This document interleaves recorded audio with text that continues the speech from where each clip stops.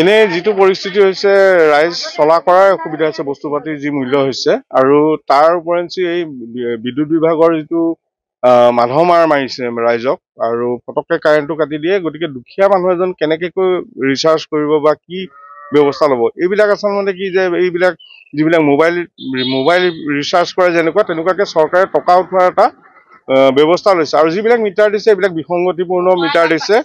কাৰণ মই দেখিলো যে মই সদায় মই চাই থাকো কিমান বিল উঠে। এনেই মোৰ ঘৰত প্ৰায় 7 ইউনিট 6 ইউনিট এনেকে উঠি থাকে, কিন্তু পৰহি দিনাখন দেখিছো যে 19 ইউনিট আহিছে। একেখিনি লাইট একেখিনি ফেন চলি থাকে আৰু সমান পৰিমাণে আজিকালি লাইটো কমাই জ্বলাওঁ, কিন্তু কথা হ'ল ইমান বিল আহিছে। গতিকে বিসংগতিপূৰ্ণ বিল আহিছে। আৰু তেওঁলোকৰ বিভাগটোৱে এনেকুৱা এটা চিষ্টেম কৰিছে যে তাতে বহি তেওঁলোকে লাইনটো কাটি দিয়ে।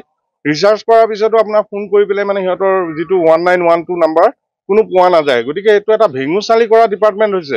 চৰকাৰে যদি টকাই লাগে, ৰাইজক আহি আগৰ দিনীয়া ৰজাৰ দৰে টকৰ সংগ্ৰহ কৰি দেশখন চলাবলৈ বা চহকী হ'বলৈ চেষ্টা কৰি আছে। গতিকে সাধাৰণ ৰাইজ আৰু জুৰুলা কৰিব নালাগে, সাধাৰণ ৰাইজক আৰু জুৰুলা কৰিব নালাগে।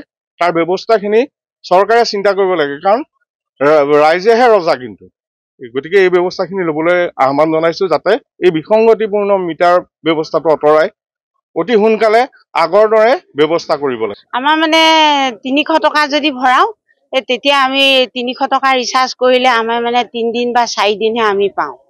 আমি বহুত অসুবিধাত পৰিছো। আমি দৰিদ্ৰ শ্ৰেণীৰ মানুহ, আমি দিয়কচোন, আমি ঘপককে আমি ইমান টকা আমি বিল দিব নোৱাৰো।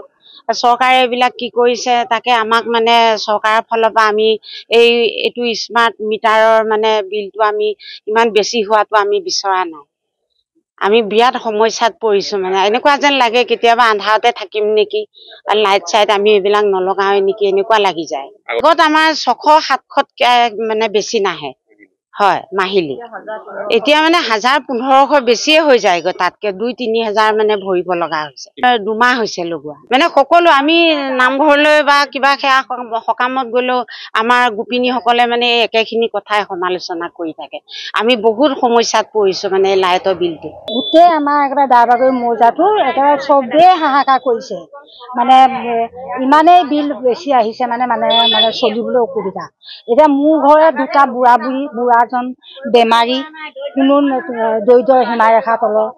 এতিয়া মই মাত্ৰ এটা লাইট জ্বলাই ভাতকেইটা বনাওঁ আৰু ফেন এখন লগাওঁ। মোৰ ঘৰত একো নাই, টিভি নাই, চাইকেল নাই, একো নাই, আৰু একো বস্তুৱে নাই। মাত্ৰ 2টা মানুহ ভঙা চিঙা ঘৰটোতে আছো। বিল দিবলৈ মোৰ ইমানেই অসুবিধা হৈছে, মই কাৰোবাক খুজিবলগীয়া হৈ গৈছে। ধাৰলৈ বাকীকে দি আছো। আজি মোক পইচা কেইটকামান মই 2 দিনৰ পিছত মই দি দিম। আকৌ ইমান জোৰকে যে লগাই থৈ গৈছে, বোলে আপোনালোকে যদি এইটো নলগাই তেতিয়াহ'লে আপোনালোকে বোলে ফাইন ভৰিব লাগিব, 8000 টকা দি বোলে আপোনালোকে ল'ব লাগিব বোলে, তেতিয়া আমাক বোলে নুদুখিব বোলে, এনেকে বুলি।